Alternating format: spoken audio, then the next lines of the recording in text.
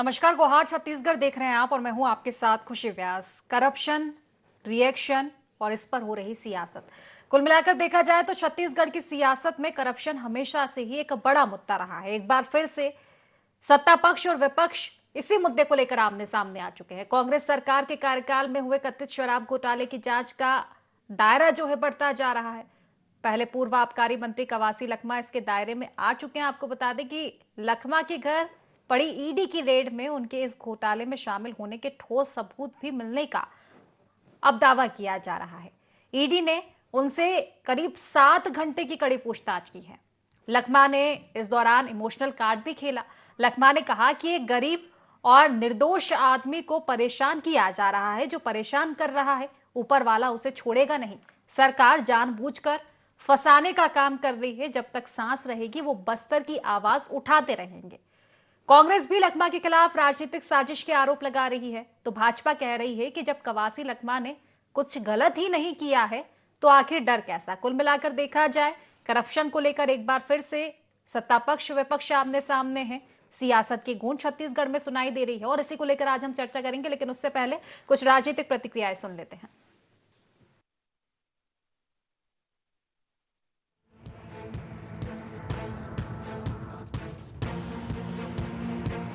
एक गरीब आदिवासी को फंसाने का, परेशान करने का उद्देश्य से ये सरकार डबल इंजन का सरकार हर राजनीति कारण मेरे को फंसाने का काम कर रहा है। आदिवासी का आवाज उठाने के लिए मैं एक गरीब लोग का आवाज जब तक जिंदा रहूंगा, जब तक मेरा सांस रहेगा, बस्तर का लड़ाई लड़ूंगा और बस्तर का आवाज उठाऊंगा। मैं सीधा साधा आदमी, एक निर्दोष आदमी हूँ। एक गरीब आदमी को जो भी परेशान करेगा उसको ऊपर वाला छोड़ेगा भी। लखमा जी जैसे ईमानदार आदमी और कहीं नहीं मिलेगा। एक आदिवासी है और सच्चा आदिवासी निश्चित रूप से ईडी की जांच में वो पूरी तरह से खरे उतरेंगे और निरपराध घोषित होंगे। हाँ, विधानसभा में भी लखमा जी अच्छा बोलते हैं। सच्चे आदिवासी की तरह आदिवासियों की आवाज़ उठाते हैं। प्रदेश के जो गरीब तबके के लोग हैं उनकी आवाज़ विधानसभा में उठाते हैं। निश्चित रूप से वे एक अच्छे वक्ता भी हैं। चुनाव के वक्त इस तरह की जो गतिविधियां हो रही है निश्चित रूप से ये कांग्रेस पार्टी को तोड़ने की साजिश है।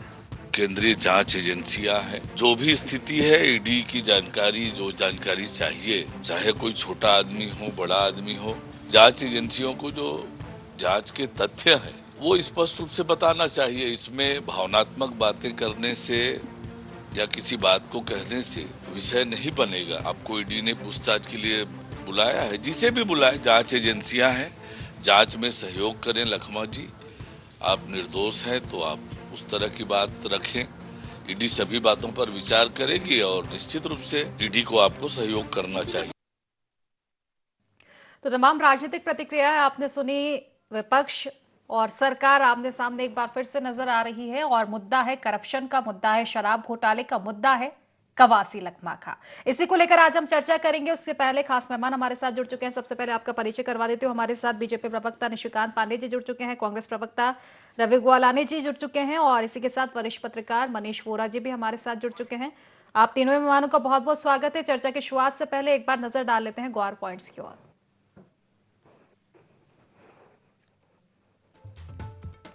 शराब घोटाला, किस किस का मुंह काला। करप्शन में शामिल नहीं तो डर क्यों रहे कवासी लखमा। कितना चलेगा कवासी लखमा का इमोशनल कार्ड। क्या कांग्रेस को बैकफुट पर लाएगा लखमा पर ईडी का शिकंजा। तो इन्हीं सब मुद्दों को लेकर चर्चा की शुरुआत में लौटूंगी और तीनों मेहमान हमारे साथ जुड़ चुके हैं। चर्चा की शुरुआत निश्चित तौर पर रवि जी आप ही से करना चाहूंगी। कहते हैं कि साच को आज कैसी। सच कभी घबराता नहीं है, डरता नहीं है।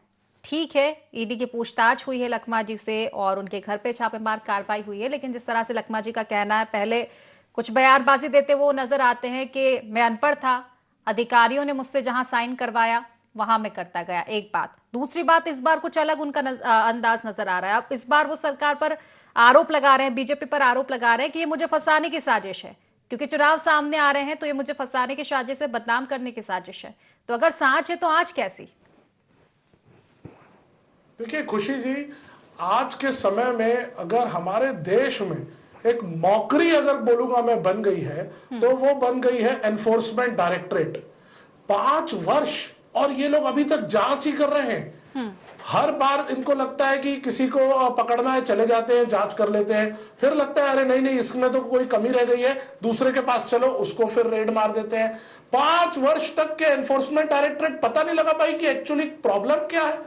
क्या 5 वर्ष तक के इनके पास इतने सारे जो लोगों के रेड मारे, चीजें निकाली, अभी तक के निष्कर्ष नहीं हो पाया कि किसी एक व्यक्ति के ऊपर कोई आरोप साबित हो सके। मैं पूछना चाहता हूं एनफोर्समेंट डायरेक्टरेट के अधिकारियों से, कर क्या रहे हो? एक एक आज सरकार बदल गई, उसके 1 साल बाद आप आज एक रेड मारे हो, वो भी पूर्व मंत्री के घर में। 1 वर्ष तक के आप लोग क्या कर रहे थे? क्या अगर आप लोगों के पास सबूत थे कि हाँ उनके यहां पे जाना चाहिए तो अभी तक क्यों नहीं गए थे भैया? अभी जब चुनाव नजदीक आ रहे हैं, जब लग रहा है कि नगर निगम चुनाव की स्थिति बन गई है और कहीं ना कहीं भारतीय जनता पार्टी को यह डर आ चुका है कि नगर निगम चुनाव और पंचायत चुनाव में वो हार जाएंगे, तो फिर से ईडी का डर और फिर से ईडी का खौफ। मैं एनफोर्समेंट डायरेक्टरेट की इस तरह की कार्यवाही के ऊपर प्रश्नवाचक चिन्ह खड़ा कर रहा हूं कि आप लोग एक भी चीज को साबित नहीं कर सके हैं।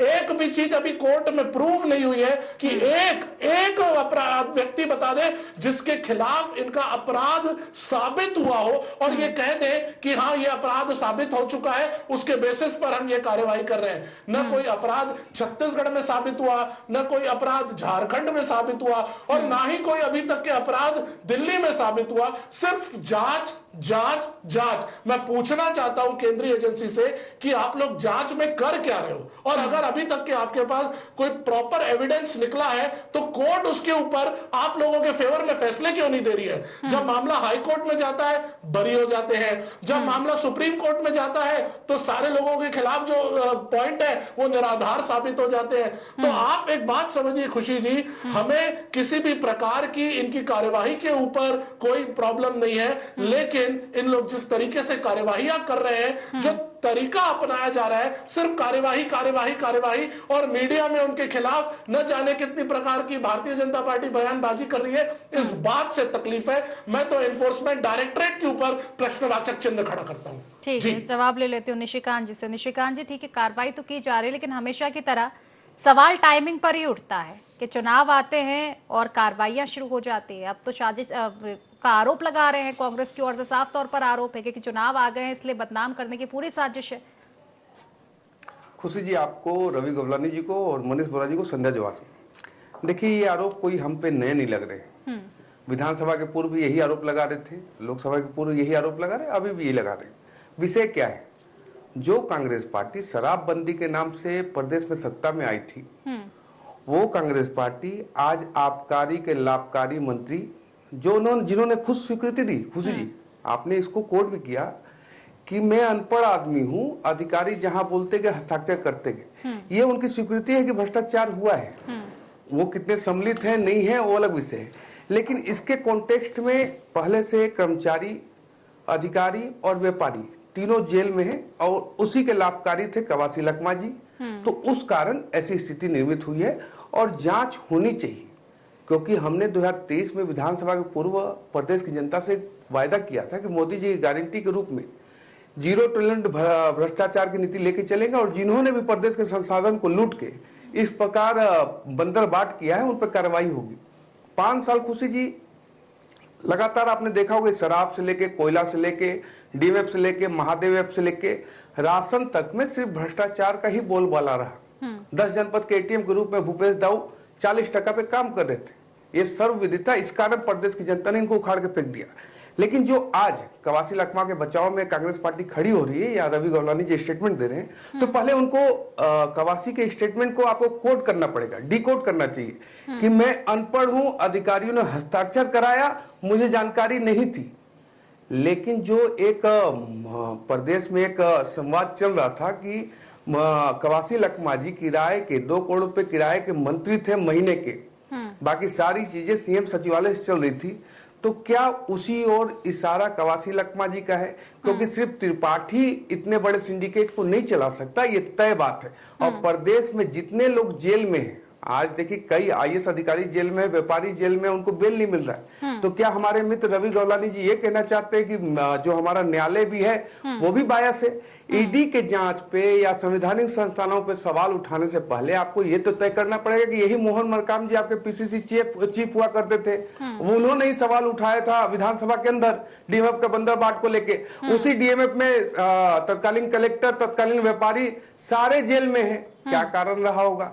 तो इस प्रकार से प्रदेश के संसाधनों को लूटने के बाद अगर आप अपने आप को निर्दोष बताते हैं तो प्रदेश की जनता समझदार है और जानती है, इसलिए परिणाम आपके अगेंस्ट में है। रही बात चुनाव की, चुनाव कब नहीं रहता खुशी जी देश में?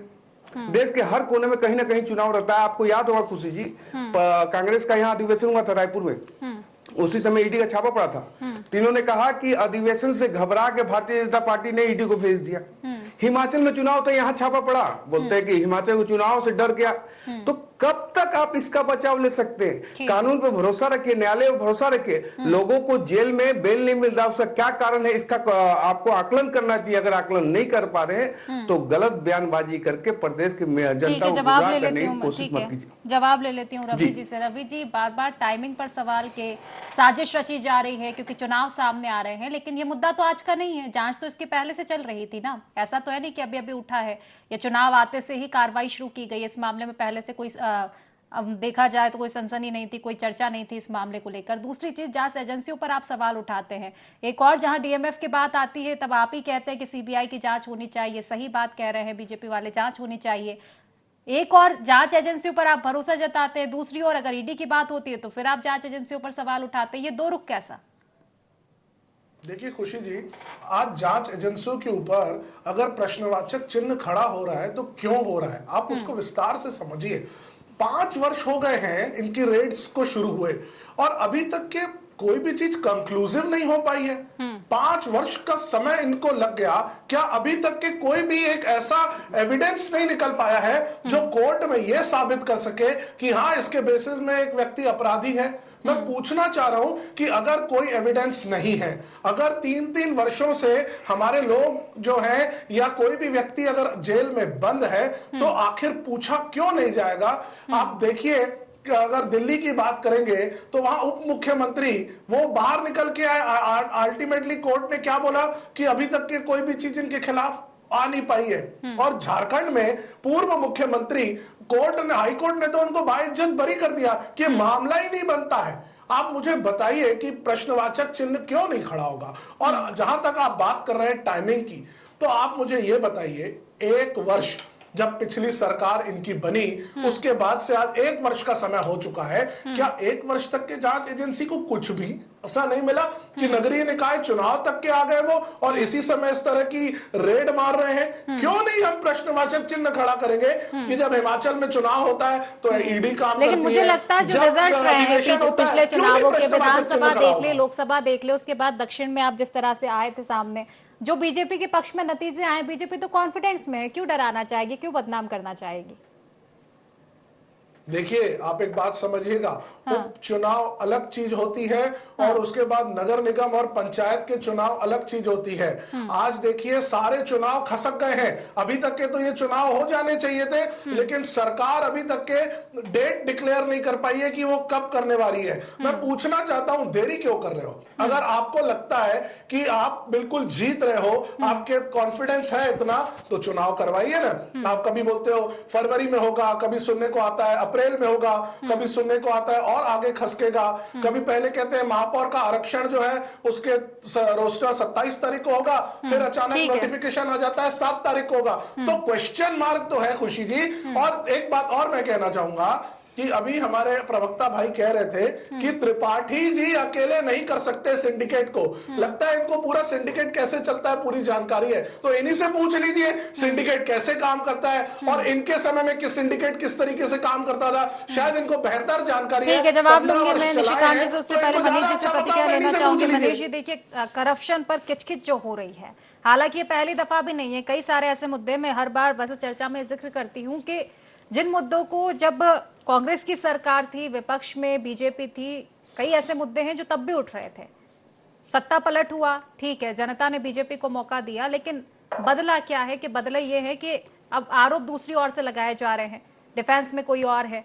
एक बार फिर से करप्शन पर किचकिच तो नजर आ ही रही है। दूसरा, कवासी लखमा की जिस तरह से बात की जा रही, ठीक है, पहले छापामार कार्रवाई होती है, आज पूछताछ हुई है 7 घंटे की। अगर उनके बयान भी देखें तो अलग अलग नजर आए हैं। पहले कहा कि ठीक है मैं अनपढ़ हूं, अधिकारियों ने साइन करवा लिए, अब दूसरी ओर वो सरकार पर हमलावर नजर आ रहे हैं।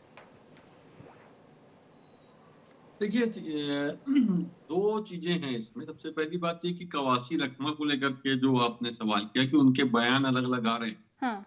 निश्चित रूप से देखिए, ये जो पूरा घटनाक्रम हो रहा है या शराब घोटाले को लेकर के जो बातचीत हो रही है, ईडी की कार्रवाई हो रही है, तो मुझे लगता है ये ईडी की कार्रवाई पहले से जारी है, जिसमें शराब घोटाले में बहुत सारे लोगों को उन्होंने लिया। उसके बाद में अब जो है जाकर के कवासी लखमा के खिलाफ कार्रवाई कर रहे हैं, उनसे पूछताछ के लिए उनको आमंत्रित किया गया है, क्योंकि उनसे पूछताछ करने के लिए उनको बुलाना, उनको शामिल किया। देखिए, आबकारी मंत्री उस समय वही थे, तो उनसे सवाल होना तो लाजमी बनता है। ऐसा नहीं है कि उनसे सवाल हुए, लेकिन उनसे सवाल करने के पहले एक सम्मानित जनप्रतिनिधि हैं, पूर्व मंत्री हैं, तो मुझे लगता है ईडी ने ये प्रयास किया होगा कि पर्याप्त सबूत उनको बुलाने के पहले वो इकट्ठा करें, और सबूत इकट्ठा करने के बाद में जो है वो उनको बुलाया जाए और उनसे फिर क्रॉस वेरिफिकेशन किया जाए। तो अलग अलग पूछताछ हो रही है, उनसे अलग पूछताछ हो रही है, उनके बेटे से अलग पूछताछ हो रही है, उसके साथ साथ पैरेलली उनके जो ओएसडी हैं उनसे भी पूछताछ हो रही है। तो लगातार तीनों से अलग अलग पूछताछ हो रही है।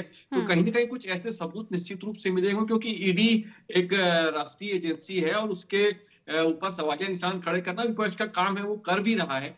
लेकिन इसमें महत्वपूर्ण चीज ये है कि जिस प्रकार से वो सवालिया निशान खड़े कर रहे हैं, वो सवालिया निशान खड़े करने के जो सवाल आ रहे हैं वहां पर, उसमें महत्वपूर्ण बात यह है कि ईडी ने किन सबूतों के बिना पर उनको आमंत्रित किया है। ऐसे क्या डॉक्यूमेंट ईडी को मिले हैं जिन डॉक्यूमेंट के दम पर उन्होंने कवासी लखमा को आमंत्रित किया है, और ये जो डॉक्यूमेंट है उन डॉक्यूमेंट को मुझे लगता है कि पब्लिक डोमेन में लाना चाहिए कि कैसे क्या सबूत मिले हैं, कितना उनका इन्वॉल्वमेंट था, कितने पैसे का फाइनेंशियल ट्रांजेक्शन उनके साथ में हुए हैं कि नहीं हुए हैं, और नहीं हुए हैं तो किस आधार पर उनको वहां पर बुलाया गया। ये सारी चीजें मुझे लगता है पब्लिक डोमेन में लेकर के आना चाहिए।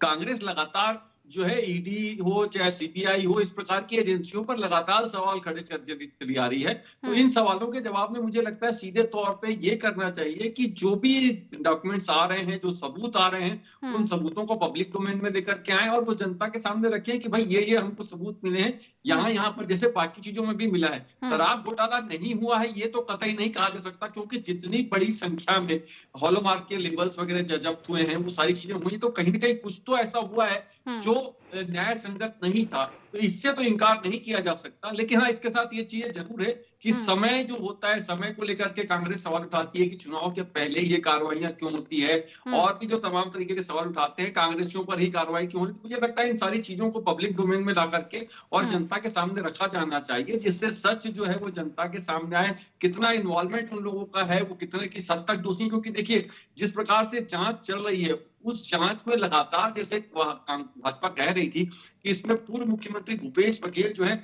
उनके नाम को लेकर भी भाजपा लगातार जिक्र कर रही। तो हो सकता है कवासी लखमा तक ये आंच पहुंची है, और ये आंच इसके बाद आगे भी जाए। तो ये आंच आगे जाएगी, उसके पहले मुझे लगता है कांग्रेस इन चीजों के ऊपर सवाल खड़े कर रही है कि ये क्यों हो रहा है। मुझे लगता है इनके जवाब भी देना चाहिए। यदि सब कुछ सही है तो कांग्रेस के जो नेता हैं, जिनके ऊपर में लगातार ये आरोप लग रहे हैं, उनको भी इस बात में जांच में पूरी सहयोग करना चाहिए, और जाकर के अपने जो तथ्य है, अपने पास जो सबूत है, जो कागजात उनसे मांगे जा रहे हैं, वो दिए जाने चाहिए।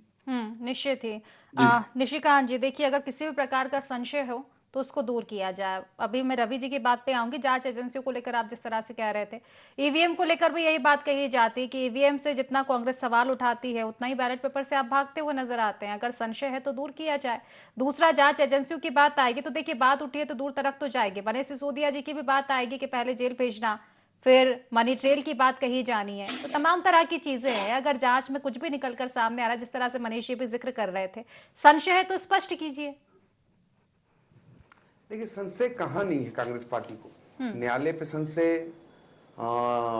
केंद्रीय जांच एजेंसी पे संशय, सेना के पराक्रम पे संशय, भारत सरकार पे संशय। लेकिन अगर कहीं पे किसी देश के कोने में अगर हिंडनबर्ग खड़ा होकर कह दे कि फलाना हुआ है, तो उस पर विश्वास है। क्योंकि अंग्रेजों को कांग्रेस पार्टी का गठन ही अंग्रेजों ने किया, तो अंग्रेजों का ही विषय वो लेके चलते। लेकिन जो हमारे मित्र कह रहे थे, देखिए 351 करोड़ रुपए एक राज्यसभा सांसद के यहाँ कच्चे में मिलता है। मशीनें गर्म हो जा रही थी गिनते गिनते। ये ईडी जो है बायस है और कांग्रेस पार्टी को फंसा रही है। विषय क्या होता है, जब आप दिल्ली की बात आप भी कह रहे थे, हमारे मित्र भी कह रहे थे, अभी कल का प्रेस कॉन्फ्रेंस अगर अजय माकन का और उसका इनके राष्ट्रीय प्रवक्ता हैं दुबे जी, उनका सुन लेंगे आप, कांग्रेस पार्टी ने एफआईआर करवाया है। कांग्रेस पार्टी कल कह रही थी कि वो सबसे बड़े भ्रष्टाचारी ये लोग हैं, लेकिन रायपुर में बैठ के यहाँ उसको जस्टिफाई किया जा रहा है। तो इतना कॉन्ट्राडिक्शन कांग्रेस पार्टी में ही देखने को मिलेगा। अगर एजेंसी कोई काम कर रही है, देखिए बेल पे तो नेशनल हेराल्ड में भी है, और जो बोले कि आप मनीष सिसोदिया जेल से छूट गए, जेल से छूट गए, लेकिन उनको उनका केस बर्खास्त नहीं हो गया, वो बेल पे हैं।